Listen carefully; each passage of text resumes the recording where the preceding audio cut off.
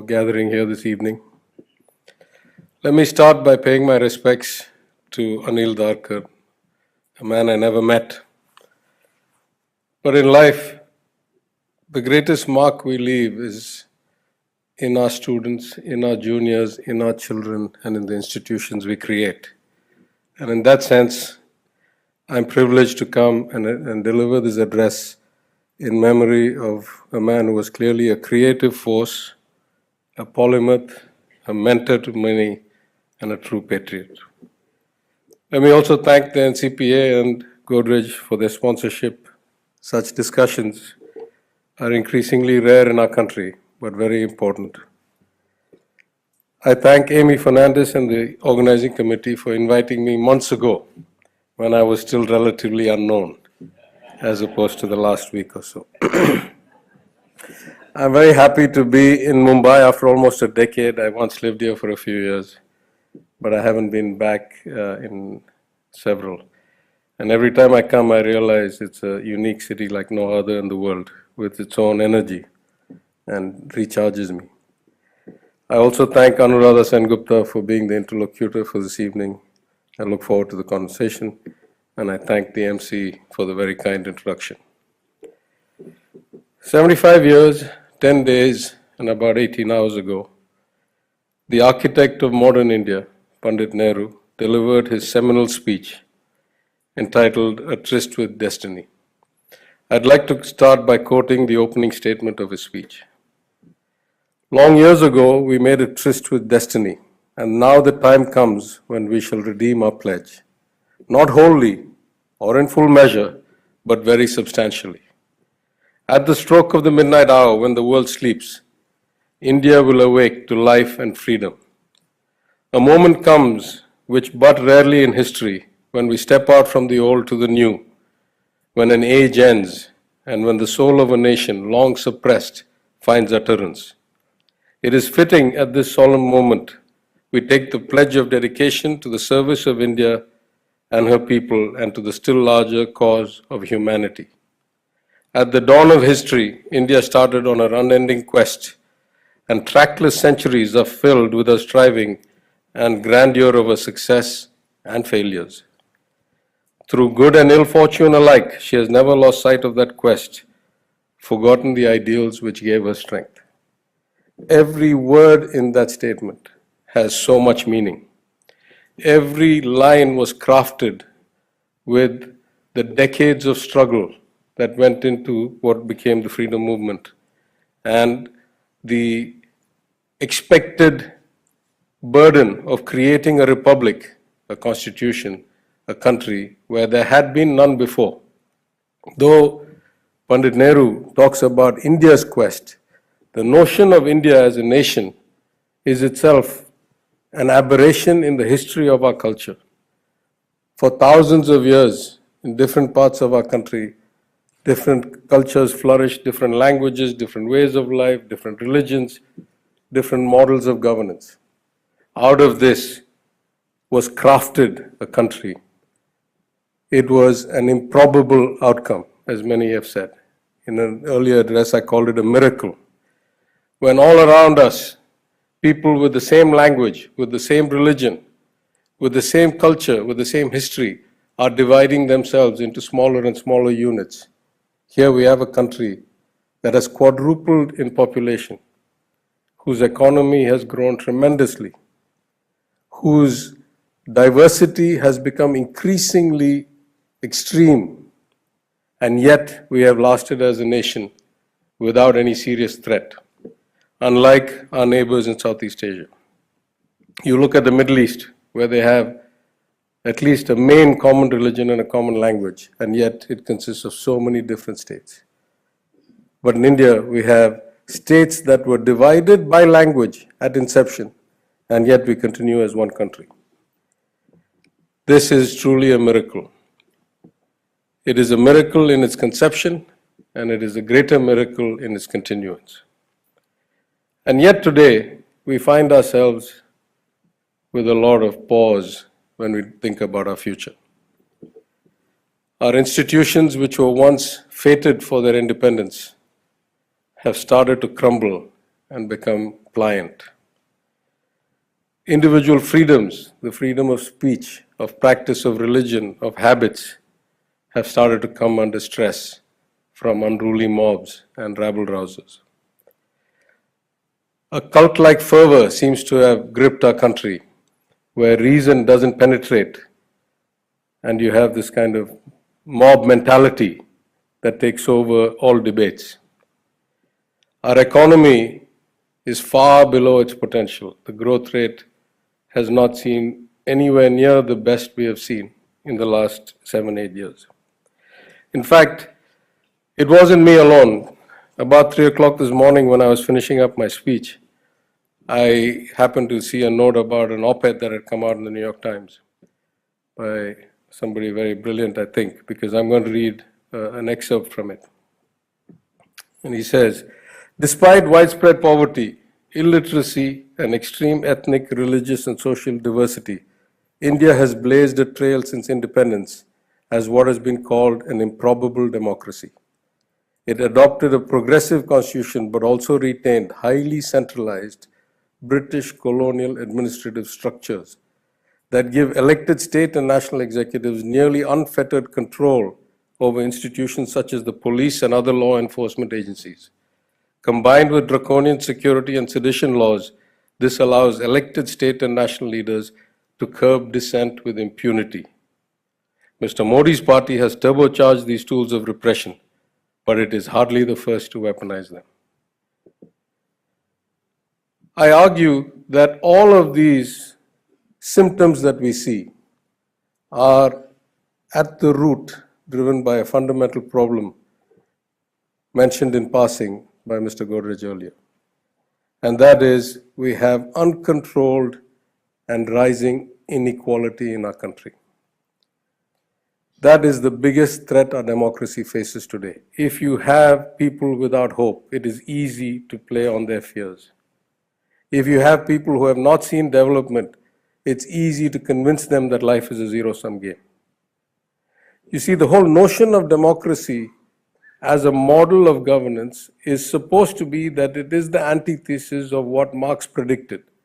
Marx predicted that in any society that did not have common ownership of property, eventually the returns to capital would become so high and the returns to labor would become so low that the masses would no longer be willing to participate in a system that made them effectively work for other people. And then you would see the workers of the world unite and you would see blood on the streets. The antidote to that was supposed to be democracy. It was supposed to be that once you gave every person a vote, once people needed to be elected to run government, that the vested interests of those who control the money or control the industry would be surpassed, would be overtaken by the need for the greater good. That is the actual secret sauce of democracy. But have we seen that? At least in India, we have seen very little of that. Let me frame it a different way as a finance minister. In a democracy, there are only 3 or 4 really core components to a government's responsibilities economically, financially. The first is to raise revenues adequately and fairly and efficiently with minimal leakage. The second is to use them to provide high-quality public goods and services and pathways for social progress and social mobility, education, access to training, access to jobs. The third is to provide an environment that supports private entrepreneurship and growth. And finally, to provide a safety net for those who need the help of somebody at any time. It will not be always the same people at all times.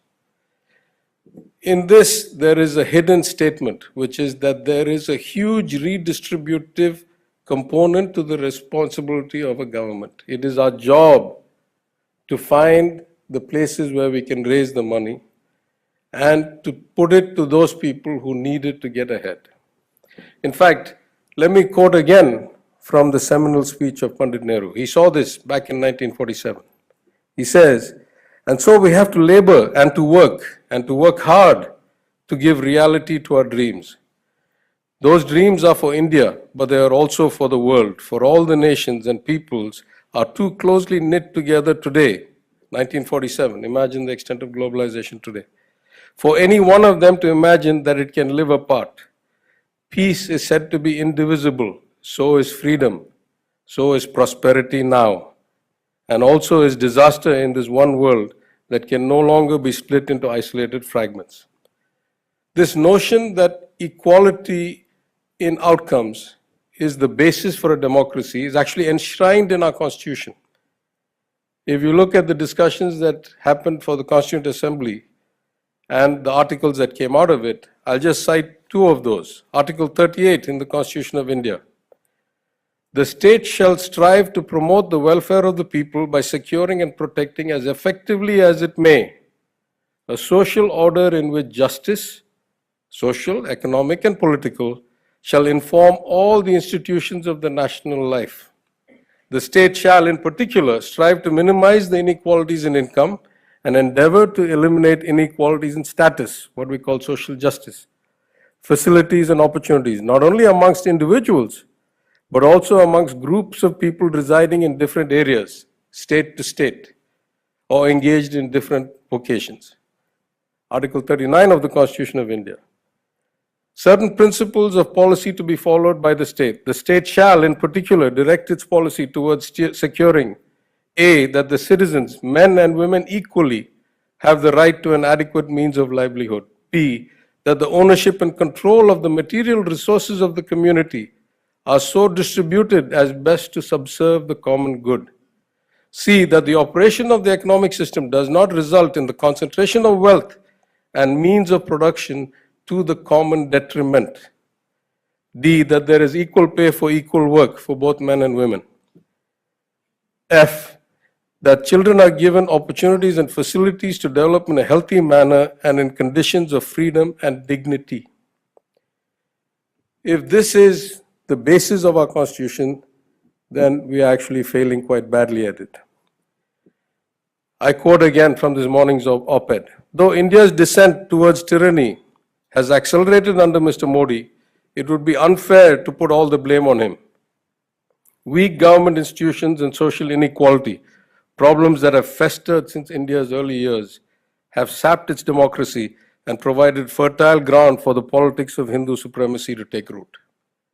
Let me give you some statistics. These are probably 2 or 3 years old. In the state of Bihar, the average citizen is a 19-year-old male. He is an elementary school dropout. His income is about 80,000 rupees a year, and the average female has a total fertility rate in her lifetime of about 3.5 births. In Tamil Nadu, the average citizen is a 31-year-old female, is a high school graduate, has income of about 3 lakh rupees a year, and has total fertility rate of about 1.6 children. This is as extreme as it can get. If I track it from the 1950s till today, data doesn't exist before 51 till the states were separated. This gap has kept on getting higher and higher and higher.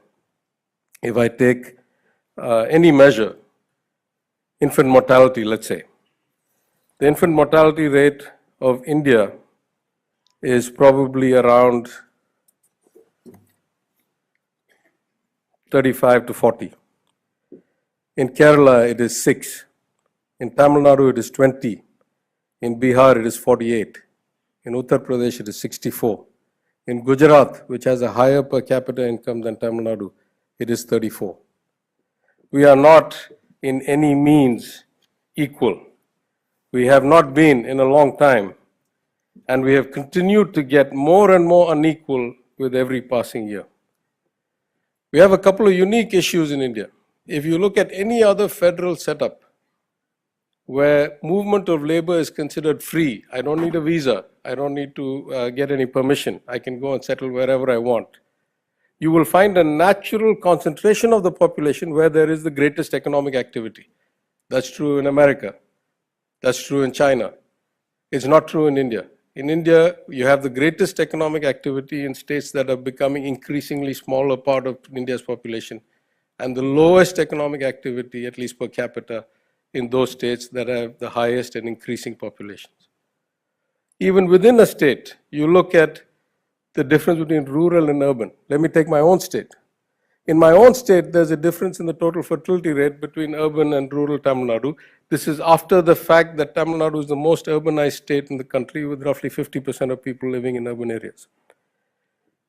Access to things like entertainment, cell phones are not that disparate, even internet access these days, because you can get it over satellites and you can have cell towers. But access to schools, to drinking water systems, to underground drainage, not so much. So we have a society that is coming apart. And in this difference, there is a lot of room for the kind of politics of zero sum and othering and fear mongering. I could look at any number of statistics. If I compare infant mortality versus per capita income, it's very clear those places that have high per capita income have low infant mortality. If I look at access to education for women, it's very clear, except for exceptions like Gujarat, there's much higher access to education in places that have high economic activity and vice versa. I've already spoken a lot about this and quoted these statistics in many places, so I don't want to keep on talking about statistics, but these are very obvious in any assessment, in Niti Aayog, in the RBI, in any number of studies. And so I quote again from this morning's op-ed. But a deeper and much older hindrance to the development of a healthy, resilient democracy has been India's historical failure to ensure the welfare of its poorest citizens. Hundreds of thousands of children die each year from hunger, and more than a third are stunted, even as Indian billionaires raise up the global wealth charts. So that's the problem we face today. I've talked about it in many places. I'm not the first, I won't be the last. But let me talk a bit about how I see the way forward. What are the ways we can remove this? What are the ways we can get over this? I'm going to propose, in the limited time I have, 10 ideas or 10 areas where I think we can make huge progress if we apply ourselves the right way.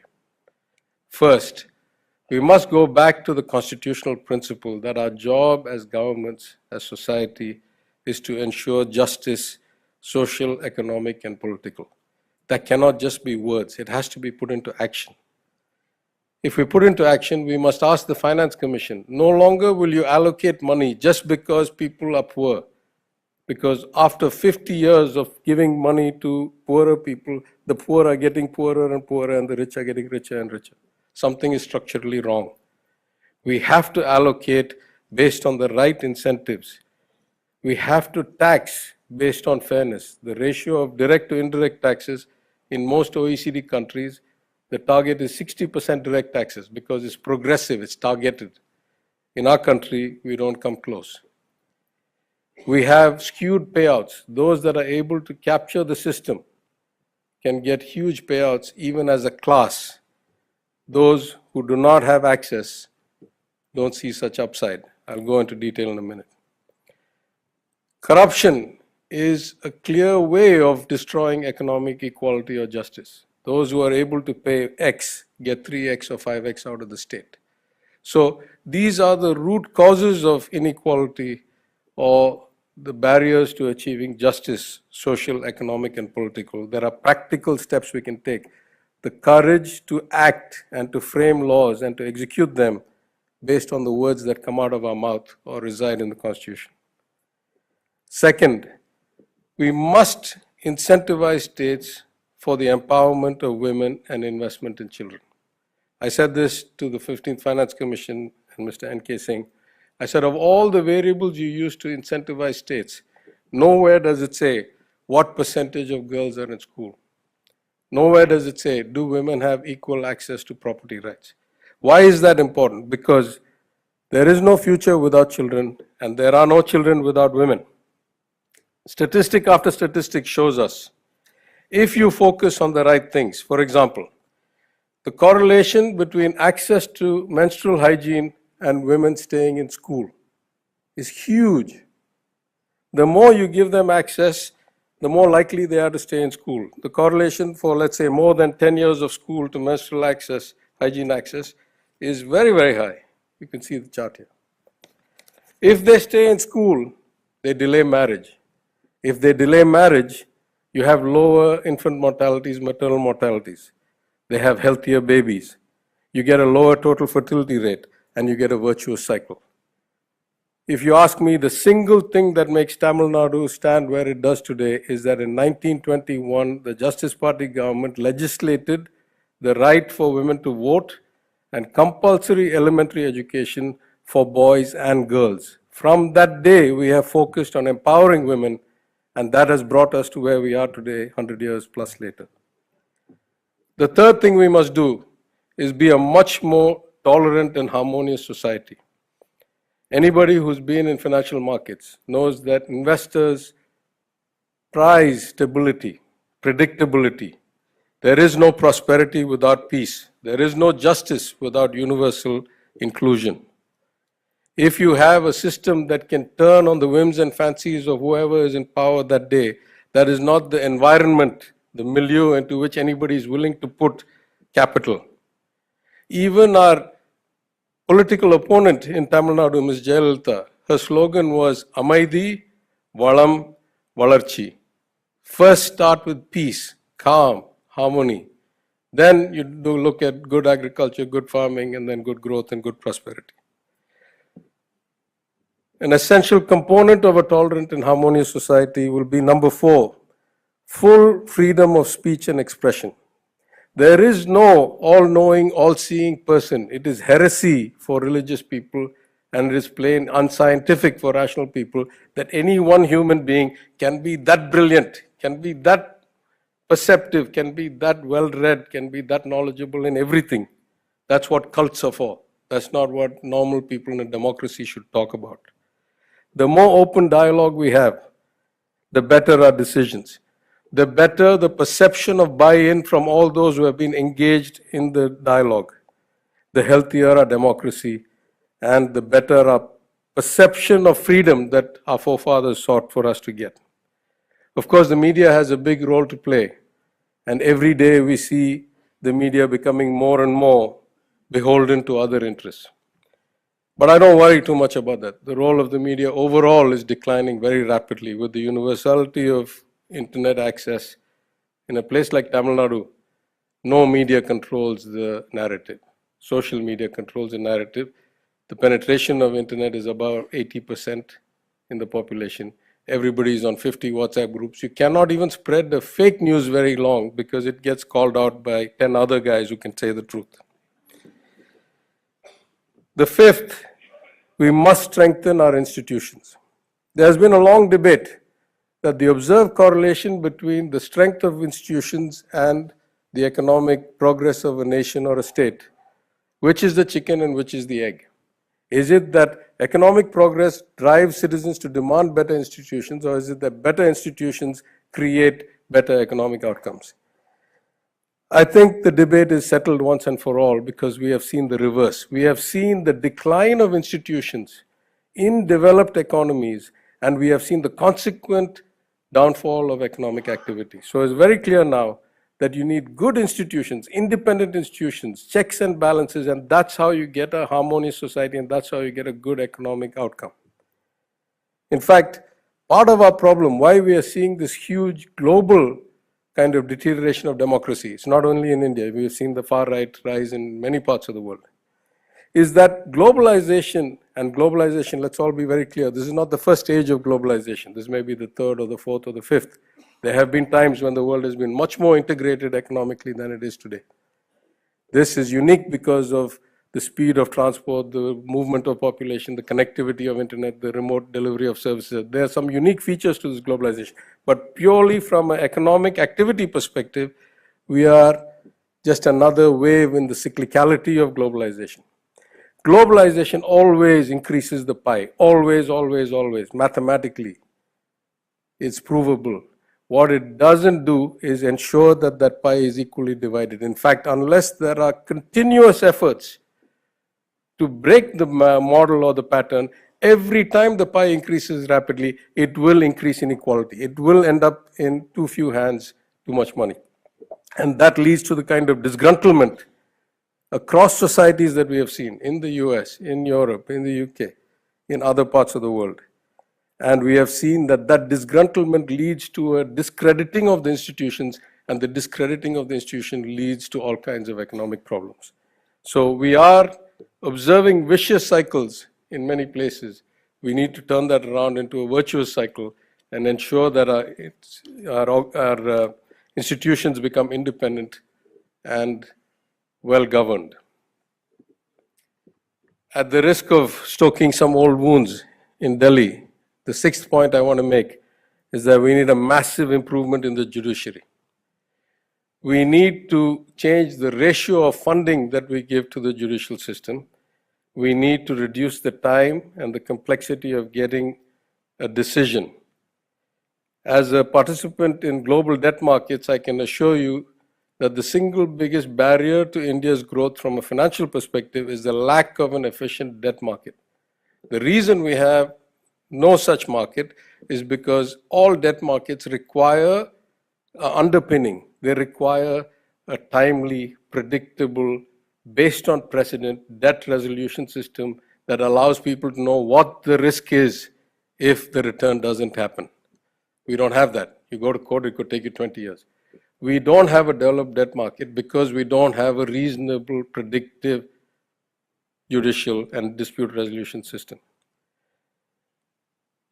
We have more problems than that. The independence of the judiciary is under serious threat. The huge delay, we have all heard of the notion that justice delayed is justice denied. I will quote Mr. Arun Jaitley, the former finance minister of India and the former Rajya Sabha MP, when he said that he wonders if post-retirement appointments are influencing pre-retirement judgments. All of these need to be considered and fixed. In fact, Article 37 of the Constitution states that the provisions contained in this part, that is Part 4 on the government, shall not be enforceable by any court, but the principles laid down are nevertheless fundamental in the governance of the country, and it shall be the duty of the state to apply these principles in making laws. So when I say that the court does not have any place in certain debates, I'm only quoting the Constitution. I'm not denigrating anybody. Number 7, we need a significant devolution of power. We are the most centralized, least effective form of government anywhere in the world today. You take large countries from communist China to capitalist America, the devolution of powers to the states, to the counties, to the towns, to the villages. From school boards to police forces are run by local bodies. Taxes are set by counties and states. Licenses are issued for industrial permits by cities in China. We have everything set up in one place. Not just one place that includes states that were created because they had different languages and different cultures and different history, and that have now become so far apart in any measure in outcomes, from education to per capita income to access to health, that it makes no sense. You see, the luxury of devolving power, the luxury of putting power close to the people, is that it greatly increases the chance of success. Let me just give you two ways of looking at it. The union government had these flagship schemes, Swachh Bharat, Krishi Kalyan. If you look at any CAG report, you'll find so many instances where they say the buildings were built for the toilets, but no water supply was provided by the municipality because that was not funded on an ongoing basis by the union government. There are schools in Bihar where money was given for whitewashing, but they only had thatch schools. They couldn't whitewash the thatch.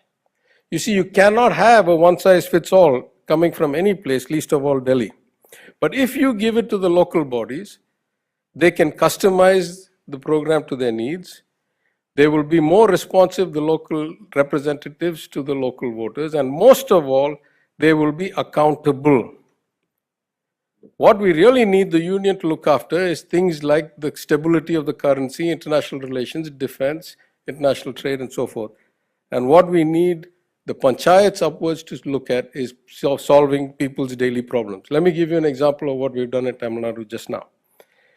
Because of the stunting data that we've seen, particularly post-demonetization, my chief minister has announced that we're going to run on a pilot project, a breakfast program at schools. Now, we could have gone multiple ways in this. We already have a noon meal scheme program where we have every government school, all children are supplied lunch at school. But we have huge limitations in that. If we spend 1 rupee on providing this lunch, more than 70 paisa goes to labor. Only 30 goes to procurement and cooking.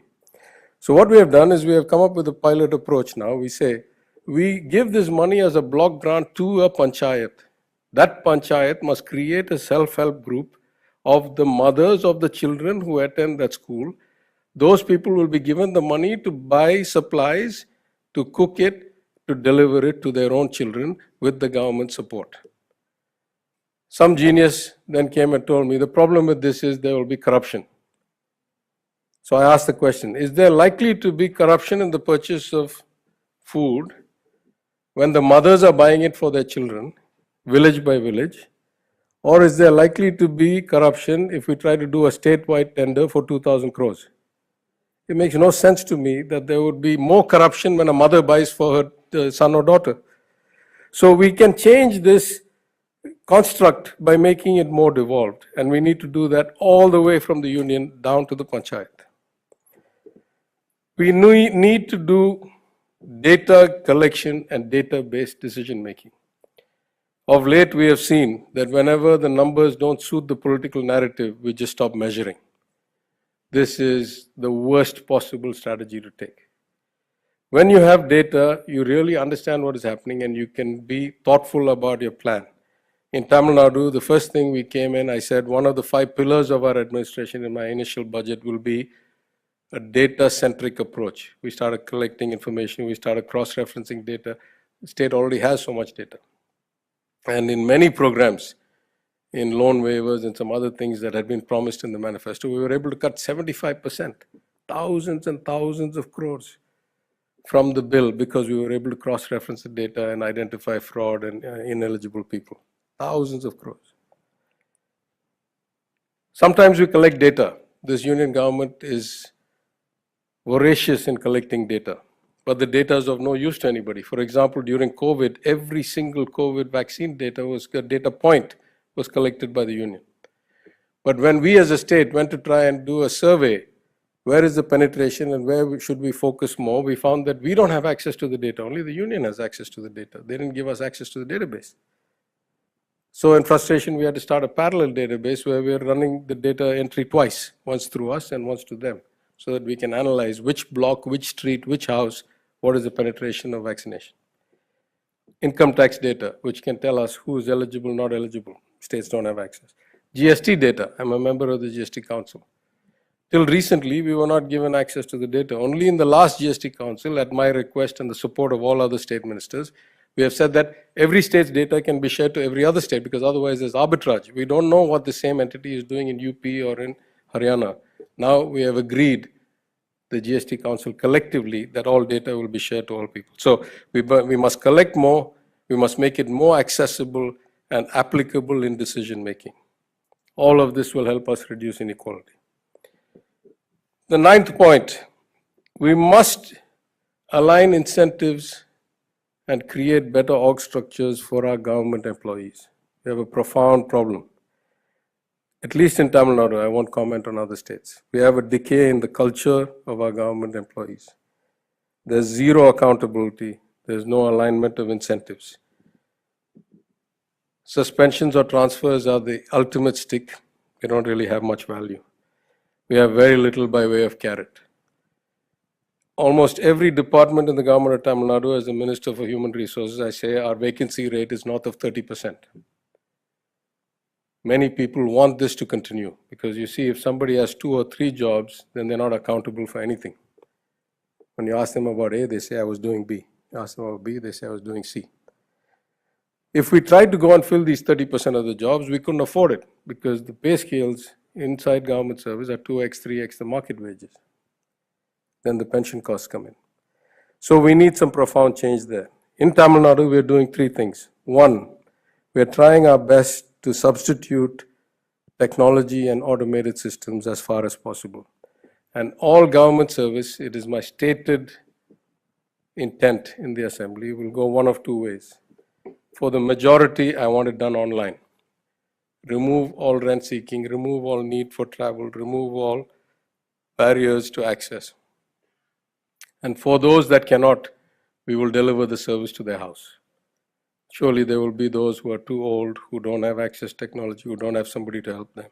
We will deliver the service to their house using our own data. The second way we can improve this is to change the law.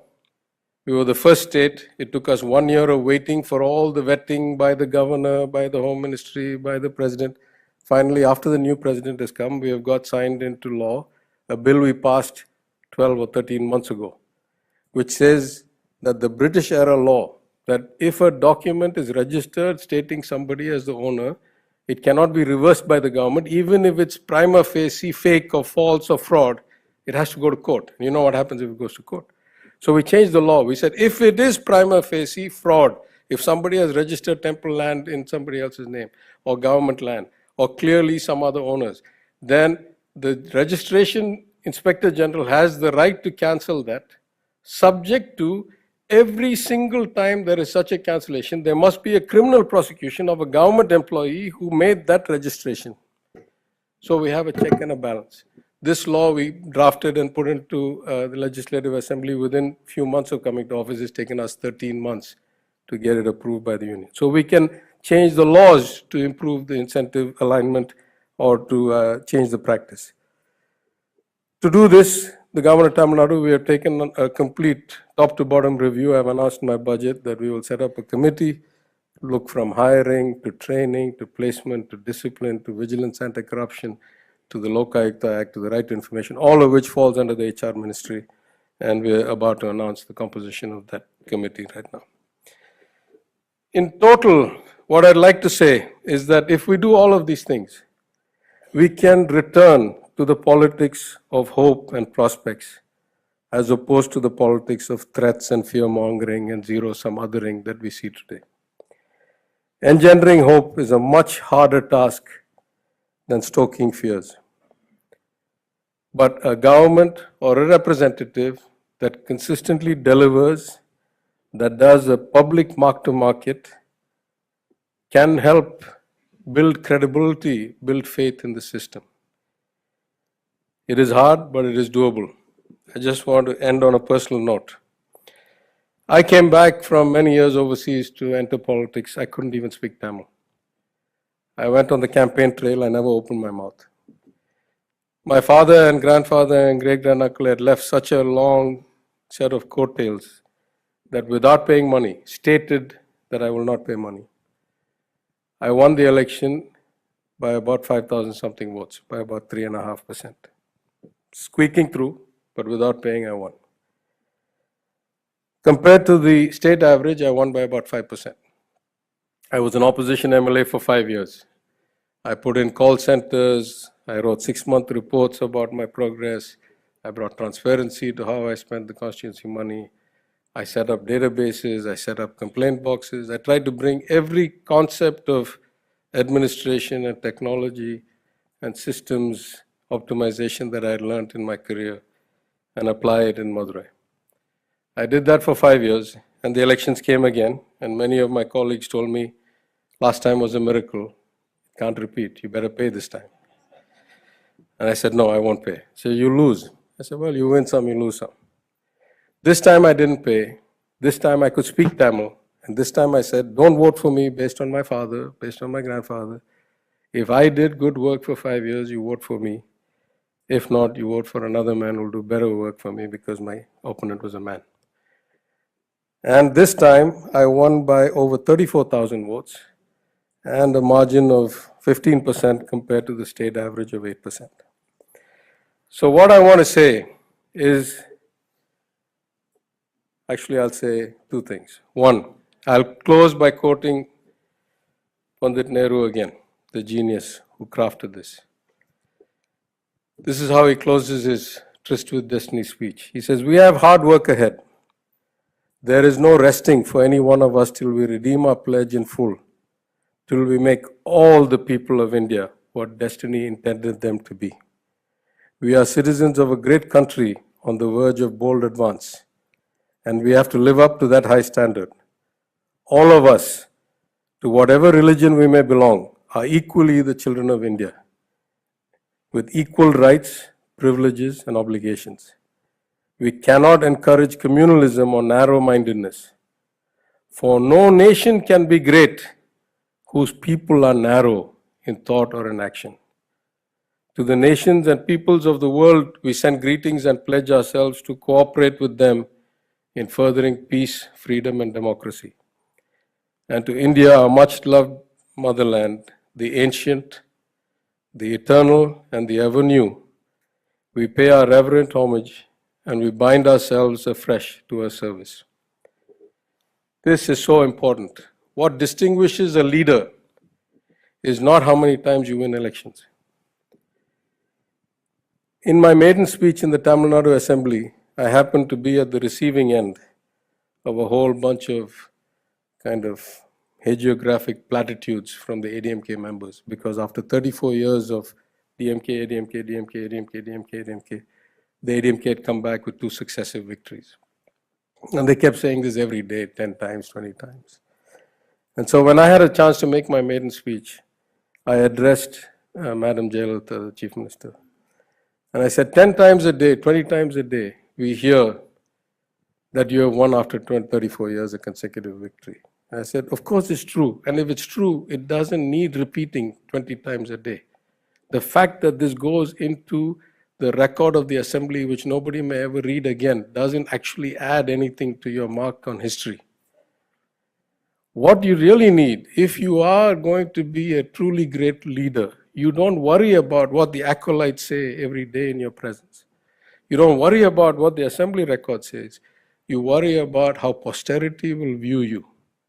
What will be the legacy that you leave behind? This is in my maiden speech, and to her credit, she engineered it in such a way that she actually gave me the freedom to talk. And she took my speech right after and gave it some proper respect in some other ways. Why I say that is, I think all leaders need to remember, there used to be a time when history was written by the winners, but not anymore. These days we have ubiquitous tools to record events. We have infinite public memory, it's called the internet. We have zero-cost transmission across all kinds of media. And we have permanent storage, drives that will last 200, 300 years. Winners do not write history anymore. In fact, the greatest, kindest, most erudite, most humble patriot that I have ever met in my life, Dr. Manmohan Singh, said it best. After losing the election, he said, history will be kinder to me than the press. How true that has proven. The truth was always eternally invincible. Now history too is going to be unforgiving. Nobody should forget that. So with that, ladies and gentlemen, I thank you again for this opportunity. I look forward to the conversation with Anuradha and questions from others. And I hope you found some of it interesting. Thank you.